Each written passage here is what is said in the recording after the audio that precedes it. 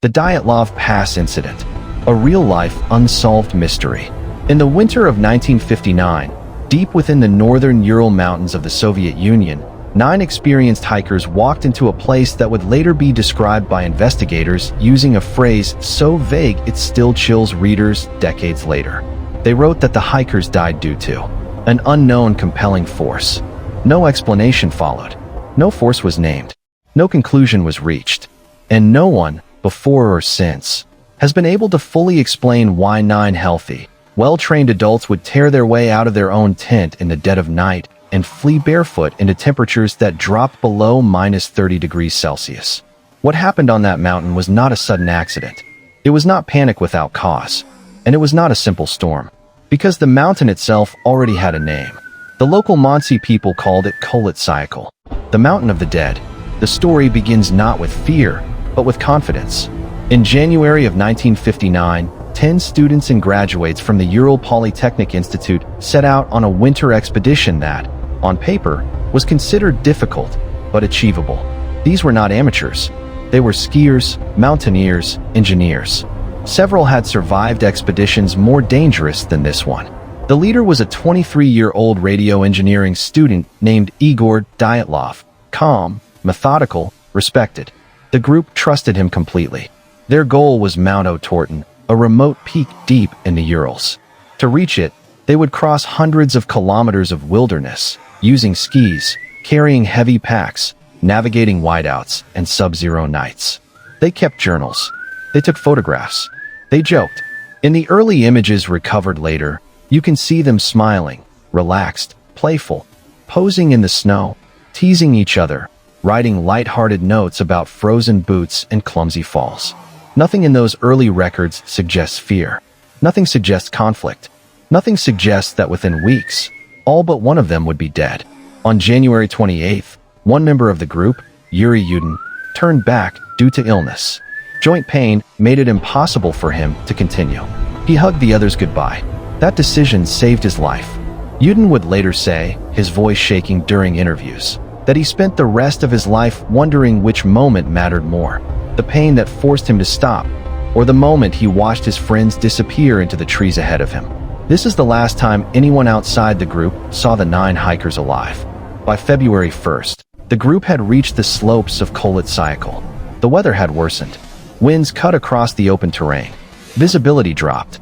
Instead of descending to a forested area where they could have camped safely, they chose to pitch their tent partway up the mountain, on an exposed incline.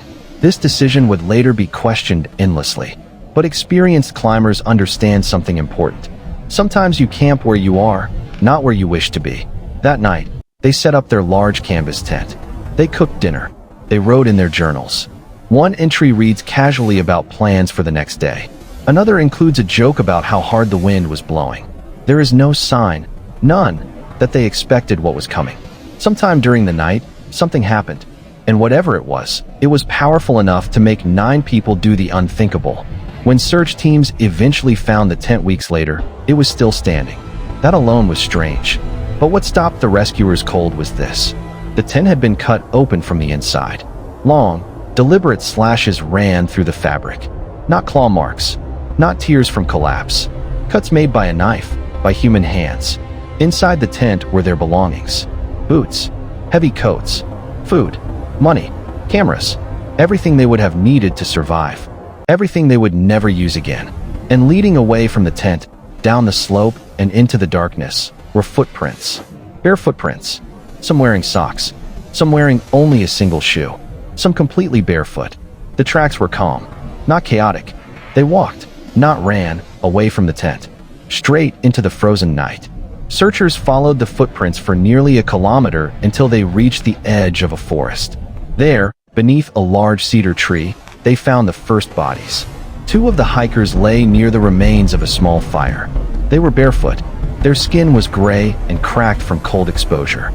Branches above them were broken, as if someone had climbed the tree in desperation, trying to see something or escape something. Investigators would later note burns on their hands, signs that, even in their final moments, they were trying to stay alive, trying to make sense of what was happening, trying to survive something they could not outrun. As the days passed, more bodies were found, scattered between the tree and the tent. Some looked as though they had simply collapsed while walking back. Others showed injuries that made no sense. One hiker had a fractured skull, yet no external wounds. Another had shattered ribs, injuries so severe that a medical examiner would later say they resembled the impact of a car crash. And yet, there were no signs of a struggle, no defensive wounds, no blood at the scene. Then came the details that turned the case from mysterious to terrifying. One woman was found with her tongue missing. Her eyes were gone. Parts of her face had vanished. At first, officials suggested animals, but the injuries did not match scavenging, and her body was discovered in a ravine, buried under snow, as if placed there or driven there by force. Even more disturbing was what investigators discovered on the clothing of some victims. Radiation, not trace amounts, levels high enough to raise alarms, even in a Soviet system accustomed to secrecy. No explanation was offered.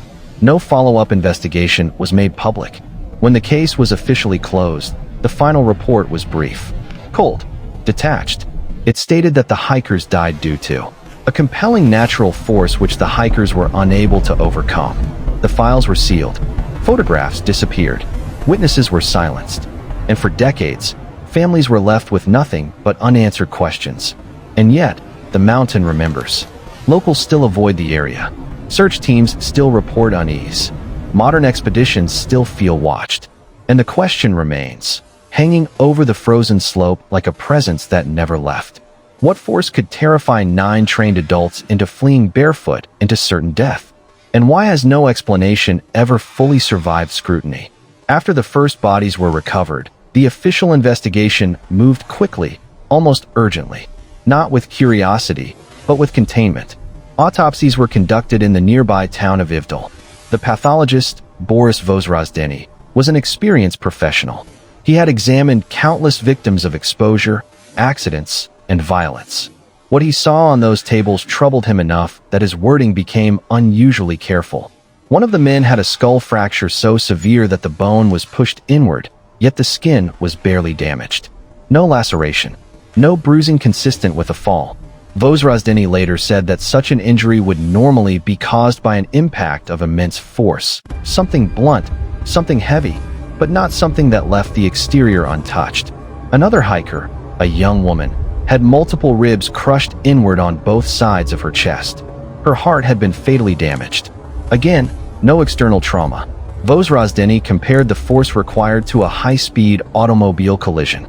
But there were no vehicles, no cliffs high enough, no signs of an avalanche burying or dragging bodies. And then there were the soft tissues.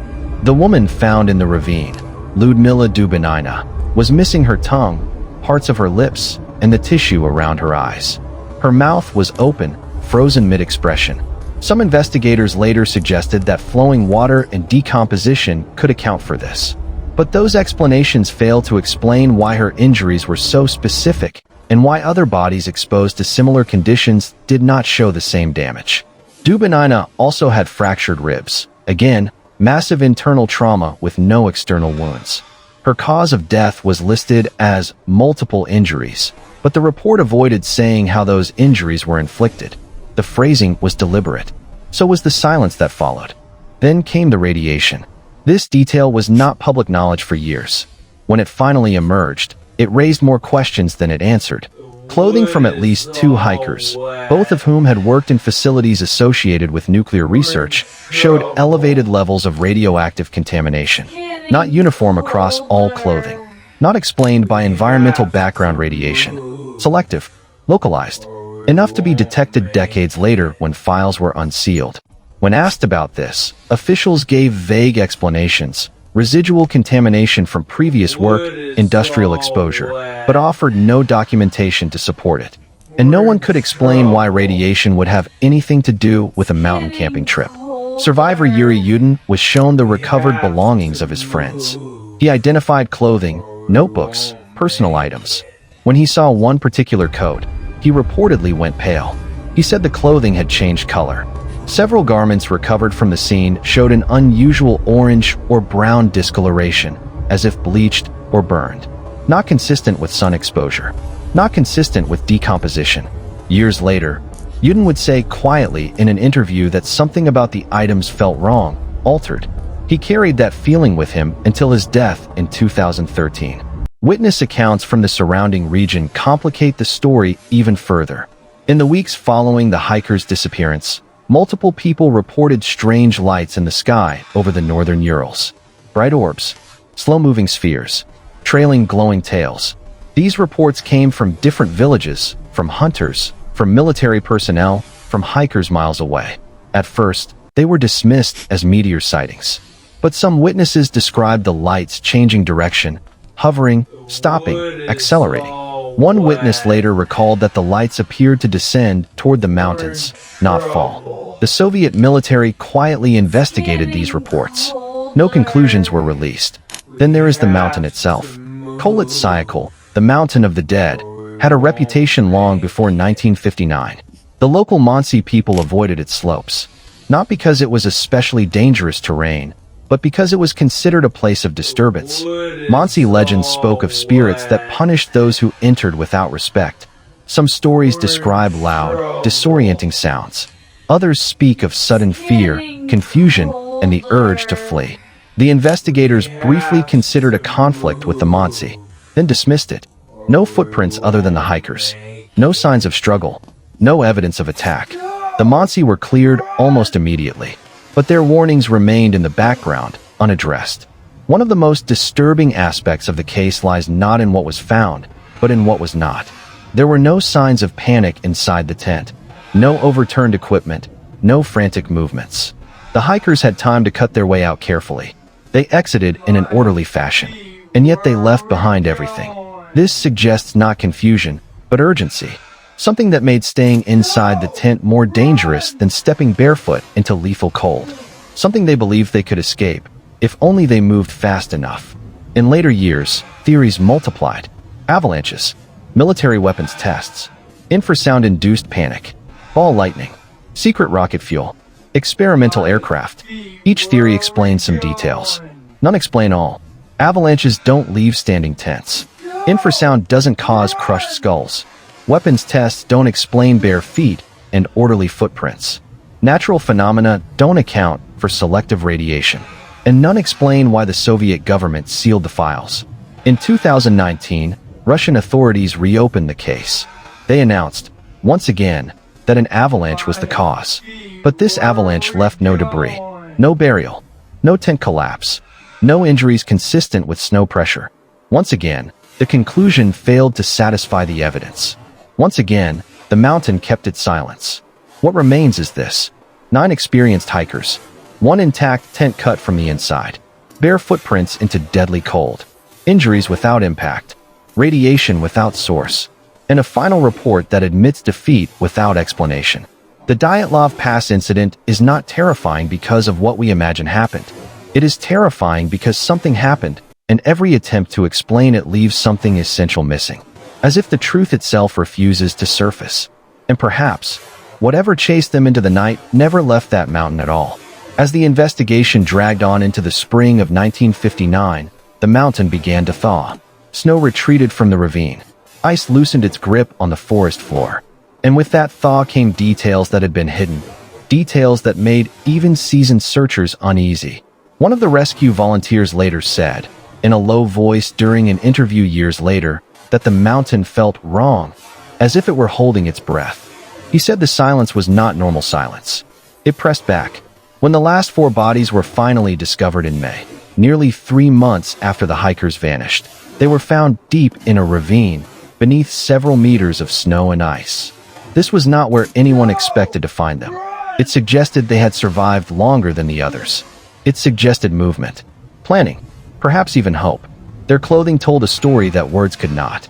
Several of them were wearing garments that did not belong to them, pieces stripped from the bodies of the first 2 who died near the cedar tree. This meant the group had regrouped. They had made decisions. They had tried to conserve heat. This was not blind panic. This was survival under pressure. And yet, even in this final cluster, the injuries were catastrophic. One man's chest had collapsed inward, as if compressed by a force that acted evenly across his torso. Another had a skull fracture so clean it looked surgical. No avalanche debris surrounded them. No rocks, no logs, no evidence of blunt trauma from the environment. When asked later how such injuries could occur, one medical expert said quietly that the force would have needed to be massive, brief, and external. Not prolonged, not chaotic, not random, brief, as if something had passed through them. Then there were the photographs. Recovered cameras contained dozens of images from the expedition, playful, mundane, ordinary. Snowy landscapes, group shots, blurred motion from skiing. But the final frames were different. One photograph shows indistinct shapes against darkness. Another appears to capture a bright glow in the distance. The images are grainy, unclear, open to interpretation. But one detail stands out. The last photograph was taken at night, inside the tent. And whatever prompted that photo was enough to make someone reach for a camera in the dark. There are rumors, persistent ones, that additional negatives existed. That some images were never released. That investigators removed them before families could see them. These claims are impossible to verify fully. The archives are incomplete. Pages are missing. Signatures appear without accompanying notes. What we know is this: the photographic record ends before the event does. The behavior of the search teams themselves adds another layer of unease. Several rescuers later admitted that they refused to sleep near the site. They descended into the forest at night rather than camp near the tent. One man reportedly abandoned his post after claiming he heard a low, rhythmic sound echoing across the slope, something he could feel more than hear. Another searcher developed severe headaches and nausea during the recovery operation. He was evacuated and never returned. These accounts were never included in the official report. They exist only in private letters, memoirs, and quiet conversations recorded decades later.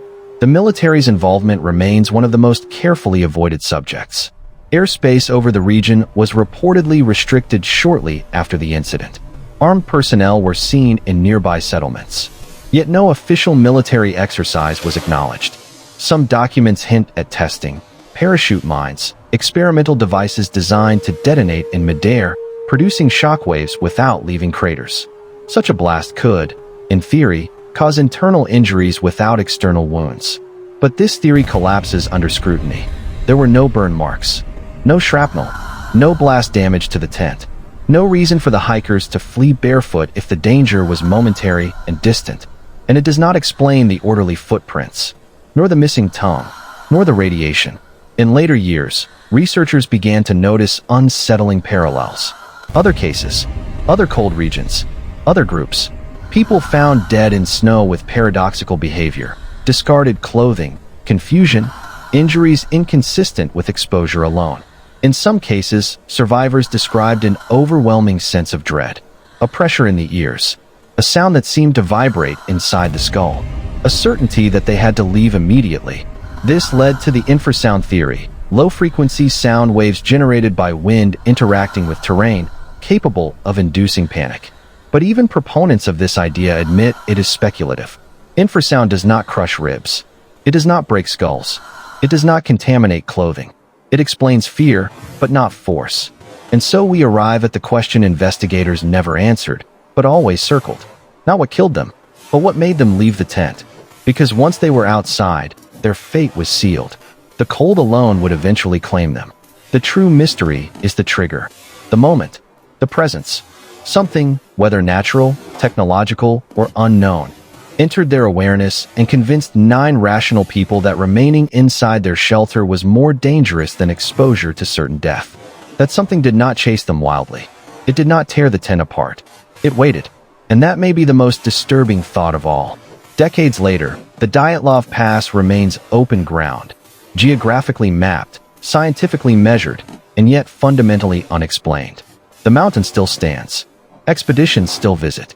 And sometimes, hikers report the same sensation described in old journals and quiet interviews, a sudden, inexplicable urge to leave, to go downhill, to put distance between themselves and the slope. As if the mountain remembers, as if whatever happened there once could happen again. Years after the official case was closed, fragments began to surface, not in headlines, not in formal reports, but in margins, handwritten notes, taped interviews, offhand remarks made by people who had nothing to gain by speaking. One retired investigator, speaking late in life, said something that was never included in any transcript. He said that the case did not frighten him because it was violent. It frightened him because it was controlled. He explained that accidents leave chaos. Panic leaves disorder. Violence leaves signs of struggle. But what he saw in the Dyatlov files was neither chaos nor panic. It was sequence. The hikers left the tent in an order that made sense. They moved downhill together. They regrouped. They redistributed clothing. They attempted to build shelter. They attempted to return. At every stage, they acted as though the danger was behind them, not in front. That detail changes everything. One of the most overlooked facts in the case is the absence of urgency in the footprints.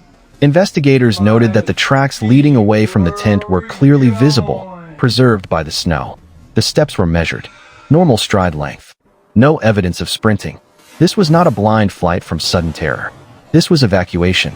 Whatever forced them out did not strike immediately. It did not explode. It did not attack. It convinced them. In the early 1960s, a classified Soviet research paper circulated briefly among military engineers studying extreme environment psychology. The paper was never released publicly, but its existence is referenced in secondary documents. It discussed a phenomenon described only as acute environmental threat misinterpretation. In simple terms, situations where trained individuals unanimously perceive an invisible danger as immediate and lethal, even when no obvious physical threat is present. The paper noted that this phenomenon was rare, and that it occurred most often in remote, high-stress environments. Mountains, polar regions, open tundra, places where sound behaves strangely, places where pressure changes rapidly, places where the human brain, deprived of familiar reference points, can turn against itself. But even this explanation fails when placed against the injuries. Psychology does not break bones. Another detail, rarely mentioned, concerns the time gap. The first two hikers near the cedar tree died hours before the others. The remaining group survived long enough to move deeper into the forest, to attempt shelter, to organize. Which means the threat did not simply pass. It lingered. And yet, none of the survivors attempted to return to the tent until much later, when two bodies were found facing uphill, as if they had tried to go back only after something changed. What changed? Some researchers believe the key lies not in what happened on the mountain, but in what happened above it. Multiple witnesses reported glowing spheres in the sky in the exact time frame of the incident. These were not isolated reports. They came from separate locations, logged independently, with descriptions that matched in shape, color, and movement. The lights were silent. They moved slowly. They appeared to hover. Military officials later acknowledged aerial phenomena, but dismissed them as unrelated. Yet the timing aligns. And one detail from the autopsy aligns even more. The radiation. If the hikers were exposed to a brief, intense source, something airborne, something passing overhead, it could explain contamination without burns. It could explain panic without impact. It could explain why the threat felt directional, not physical. Something above them. Something they could not see clearly. Something they did not understand. There is one final testimony that almost never appears in documentaries. A Mansi hunter, interviewed years later by an independent researcher, was asked directly about the mountain. He paused for a long time before answering. Then he said, quietly, that the mountain was not dangerous because of spirits. It was dangerous because it was a crossing place. When pressed to explain, he refused. He only said that sometimes, people on that slope hear something that is not meant for them, and that when they do, they leave, or they do not come back. In the end, the Dyatlov Pass incident resists resolution not because we lack data, but because the data refuses to converge. Every explanation fits part of the story. None fit the whole. 9 people did not die randomly. They did not die foolishly. They did not die without reason. They reacted to something real enough to override instinct, training, and survival logic. And that something has never been named. Perhaps because it cannot be. Perhaps because naming it would mean admitting that there are forces, natural or otherwise, that we do not fully understand, even now. The mountain remains. The files remain incomplete. And the phrase, unknown compelling force, remains one of the most honest conclusions ever written into an official report. Not because it explains anything, but because it admits, quietly, that something happened there that should not have. Go at midnight. In 2018, when portions of the original investigation files were re-examined, analysts noticed something strange about the sequence of documentation itself. Certain photographs were logged out of order. Some witness statements referenced events that, according to the official timeline, had not yet happened. Several pages appeared to have been rewritten, typed again, while retaining the same dates. This wasn't sloppiness. It was correction, as if the record had been adjusted to align with a version of events that made less trouble. One photo in particular has never been fully explained. It shows the tent after it was discovered, collapsed, half buried, slashed from the inside. That image is famous. But another image exists, rarely shown, taken from farther uphill. In it, the slope above the tent appears disturbed in a way that doesn't match wind or snowdrift. The texture is uneven, pressed, as though something heavy had passed over it, not slid down, but moved across. Avalanche theorists dismiss this, but avalanches leave direction. This did not. The injuries, when reassembled carefully, form a pattern that is difficult to ignore. The most severe trauma occurred not at the tent, not near the tree, but later, deeper in the ravine, which means the force that caused it struck after hours of survival behavior. Whatever they fled from initially did not kill them. Something else finished it. And that something applied pressure with precision. Enough to crush ribs without breaking skin. Enough to destroy internal organs while leaving faces intact, until the water did the rest. Modern forensic specialists have compared the injuries to high-pressure shock events, not blunt trauma. The kind produced by force fields, not objects. The kind produced by proximity, not impact. There is another detail that is almost never spoken aloud. The hiker's diaries stopped being normal days before the incident. Not abruptly. Gradually. The writing changes. Shorter entries. Less humor. Repetition of weather descriptions. Mentions of sounds without elaboration. One entry simply says, "We know the snow will be hard tonight." No context. No explanation. Another says, "Something feels wrong here." That line appears nowhere else in their writings, before or after, until that moment. One theory, circulated only in closed academic circles, proposes something far stranger than avalanches or military tests. It suggests that the group encountered a natural infrasound corridor, a rare atmospheric condition where wind interacting with terrain creates low-frequency vibrations capable of inducing intense dread, hallucinations, and physical discomfort. But even proponents of this theory admit something disturbing. Infrasound can cause panic. It cannot cause coordination. It cannot make 9 people agree on the same invisible threat. It cannot teach them to cut their way out of a tent instead of using the entrance.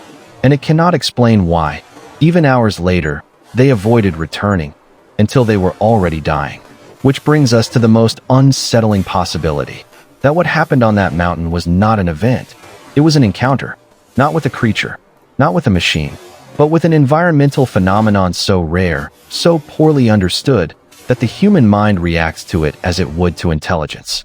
Something that feels aware, something that does not attack, but presses, something that does not chase, but waits. When the last 4 bodies were found months later, buried under meters of snow, one rescuer reportedly refused to continue working.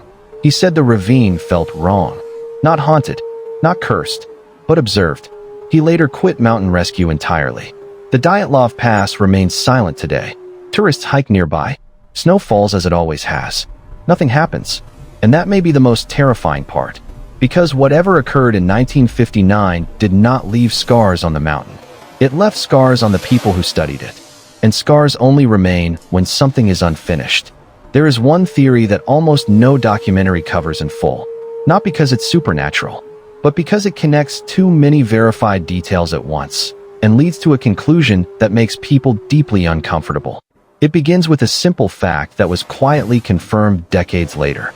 On the same nights the Dyatlov hikers died, multiple independent witnesses across the northern Urals reported strange lights in the sky. Orange spheres.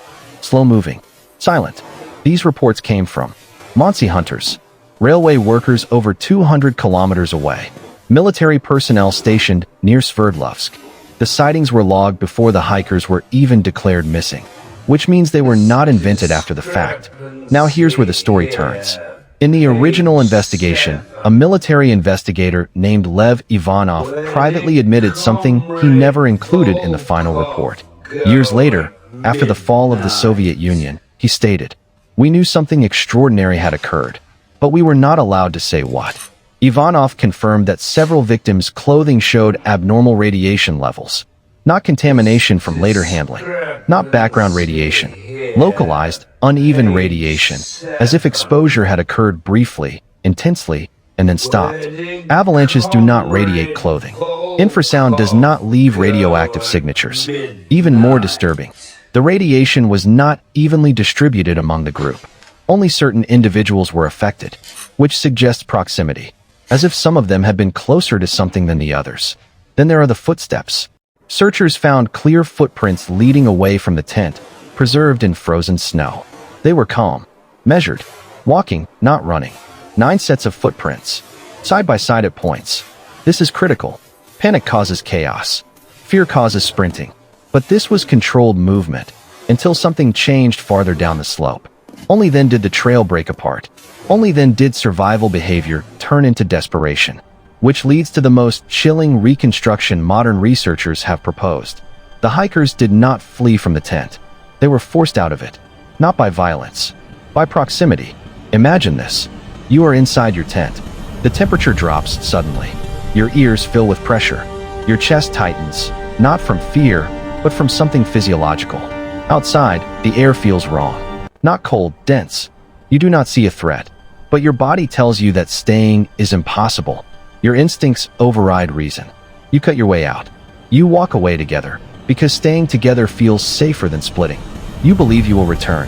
You never do. Some researchers believe the group encountered a localized atmospheric plasma phenomenon, a rare, poorly understood event capable of emitting light, generating electromagnetic fields, producing pressure waves, interfering with human perception and motor control. Such phenomena have been documented, but never studied at close range, and certainly never with human subjects. Here is the part that almost no one talks about. When the final 4 bodies were discovered in the ravine, they were not randomly positioned. They were arranged. One appeared to be bracing another. One had arms locked as if shielding. One was positioned higher, as though standing moments before collapse. This is not how people freeze. This is how people respond to something approaching.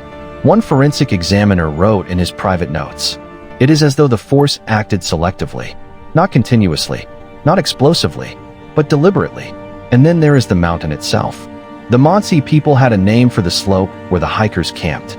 Koletsyakal, Mountain of the Dead, not because people died there often, but because, according to legend, 9 hunters once died there in a single night, centuries earlier. 9. Always 9. The Montse avoided the area not out of superstition, but tradition. They said the mountain was quiet when it chooses. The Soviet authorities eventually closed the case with one sentence. The cause of death was an unknown compelling force. That phrase has never been used before or since in Soviet forensic history. Not once. And here is the final, most unsettling truth. Nothing like Dyatlov Pass has happened again. Not because it was impossible, but because the exact conditions may never align the same way twice.